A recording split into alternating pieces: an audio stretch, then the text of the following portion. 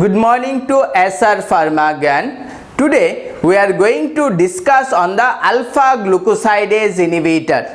Alpha glucosidase inhibitor.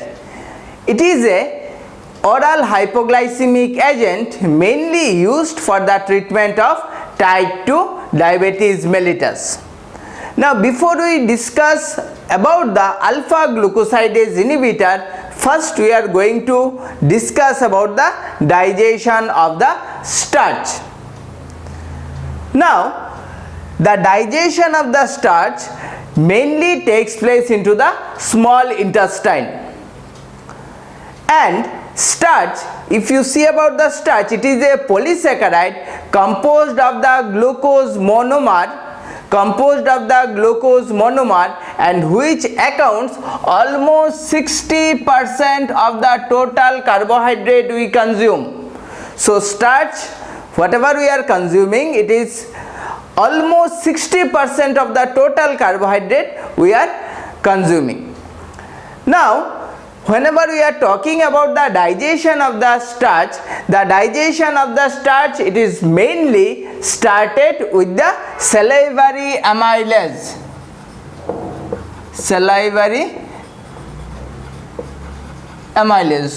Though it is started with the salivary amylase, but major digestion of the starch takes place into the small intestine,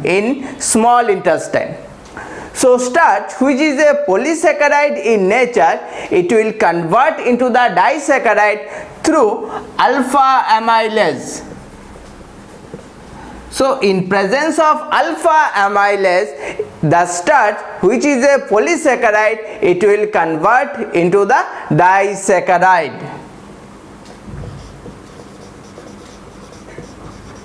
So starch is a polysaccharide, and here as we have told that maltose, it is a disaccharide. Clear? It is a disaccharide in nature.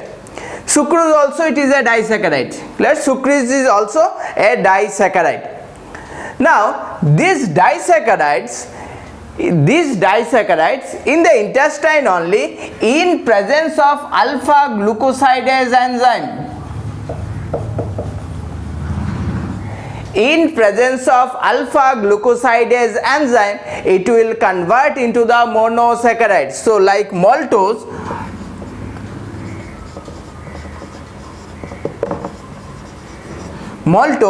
in presence of the alpha glucosidase, it will convert into the glucose. Clear? To glucose. So that is the conversion of the starch from polysaccharides to glucose monosaccharides. Sucrose also, as it is a disaccharide, it will convert into a glucose and fructose. Again the monosaccharide, glucose and fructose in presence of alpha glucosidase enzyme. So when it will convert into the monosaccharides, it will be absorbed, and this will result, it will absorb means glucose, it will be absorbed. Clear? Glucose, it will be absorbed. Now when it will absorb into the blood glucose, it will be increases. Clear? Blood glucose level, it will be increases. So this is the process through which after we are taking the food, after the digestion of the food, the blood glucose level is increasing. Clear? Blood glucose level is increasing. Next we are going to talk about the alpha glucosidase inhibitors.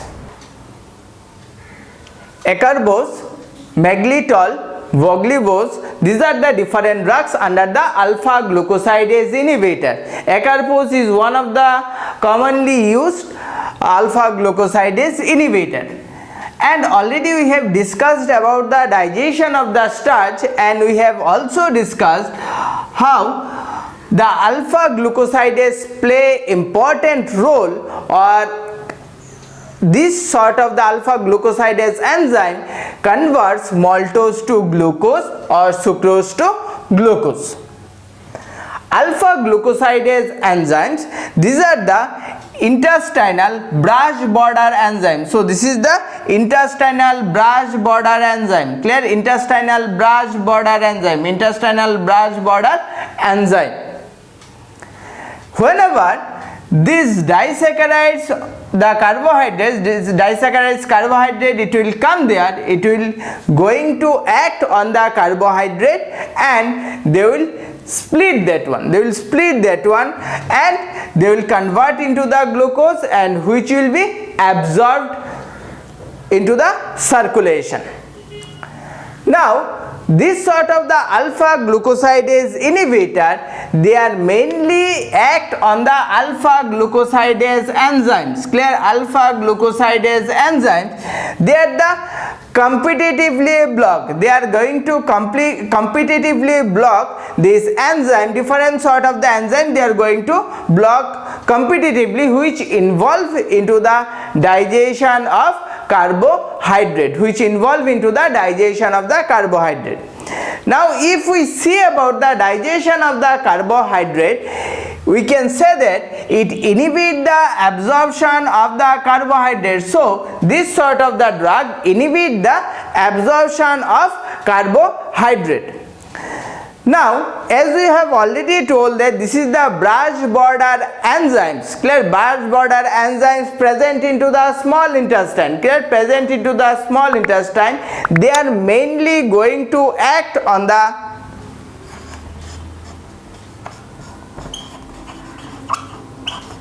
alpha 1 to 4 bond. Clear? Alpha 1 to 4 bond. That means you can say that by that cleavage of that bond, they will produce the glucose. Now as they are inhibiting the absorption of the carbohydrate, and when after the digestion of the starch or you can say that disaccharides, that means they are very useful. This sort of the drug is useful to reduce the blood glucose level, which increases after the digestion of food, That means these are the drug which is used mainly for the treatment of type 2 diabetes mellitus. Clear? Type 2 diabetes mellitus, and they will reduce the post-prandial glucose level. Clear? After the consumption of the food, the glucose level is increasing, so they are going to inhibit that sudden increase of the blood glucose level, and thereby these are the sort of the drug, it will be helpful to prevent the microvascular complication. Clear? They are very useful to prevent the microvascular complication. And as we have already told that this sort of the drug, they will competitively inhibit the enzymes like we can see that glucoamylase, sucrase, maltase, isomaltase. Clear? Isomaltase, which is involved into the digestion of the maltose, sucrose, etc. So alpha glucosidase inhibitor, this sort of the drug can be given alone,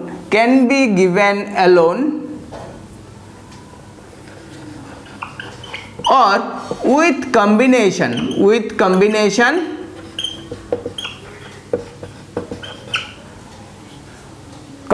means along with the other anti-diabetic drug, but this is not the first choice of the drug. Clear? This is not the first choice of the drug.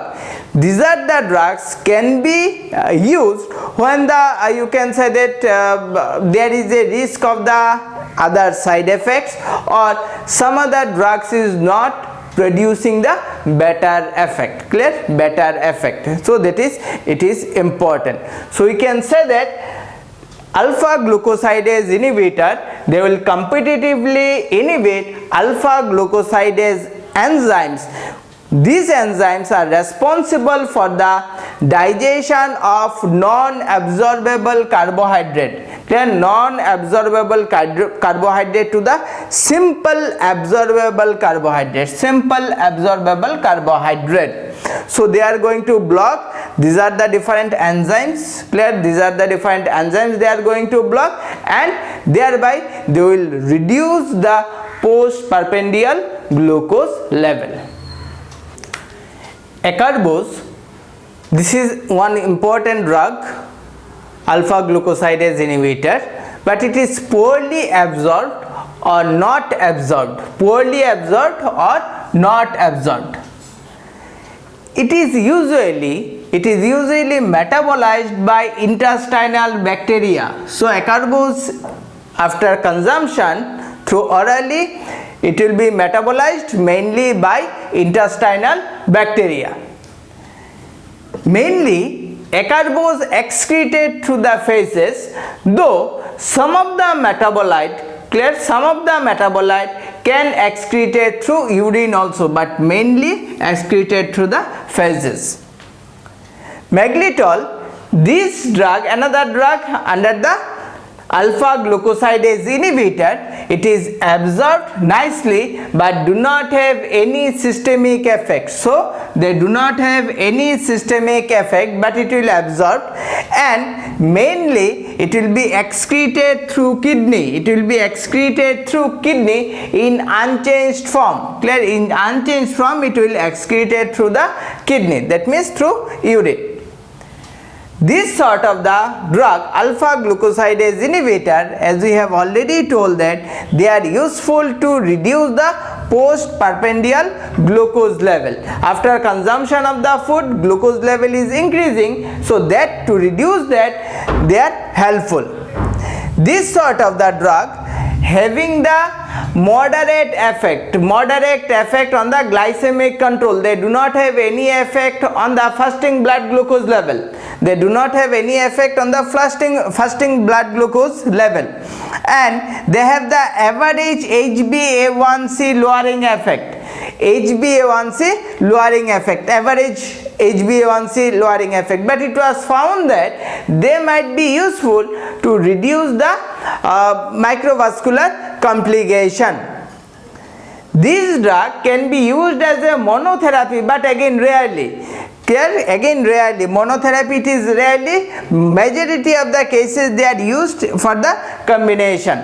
Clear? Combination, because monotherapy, why I have told rarely, because they are not the first choice of the drug, and generally they can be used in the combination. Now in such cases they might be helpful. They are helpful to in the patient suffering for the type 1 diabetes mellitus as well as the type 2 diabetes mellitus, though mainly type 2 diabetes mellitus, but they might be helpful for in case of the type 1 diabetes mellitus also, in case to restrict increase into the postprandial glucose concentration. But this sort of the drug generally it is not recommended in case there is a moderate or the you can say that hyperglycemia. That means you can say the serious case, you can say that serious cases, or when is the chronic cases of the hyperglycemia, that time this sort of the drug are not recommended usually. Coming to the adverse effect of alpha glucosidase inhibitor, majorly alpha glucosidase inhibitor responsible for the different GIT disturbance. These includes the flatulence, excessive gas formation, abdominal pain, abdominal discomfort, or the diarrhea. So these are the different type of GIT disturbance which is commonly seen when we are administering the alpha glucosidase inhibitor. Other than that, acarbose, some of the studies shows that acarbose may increase the risk of the hepatitis. This sort of the drug contraindicated in different conditions, like patient with irritable bowel syndrome or patient having the serious dysfunction of the liver or kidney, diabetic ketoacidosis or chronic ulceration. So these are the contraindication of the alpha glucosidase inhibitor. So hope this video will be helpful for you. Thank you one and all for supporting SR Pharmagan. We are trying to come out with the different lectures on the different topics of the pharmacology as well as the pharmaceutical chemistry. You can put your comment, suggestion in our comment box. Also, you can approach us if you have any doubt related to the pharmacology or the pharmaceutical chemistry. We will try to help you at our best.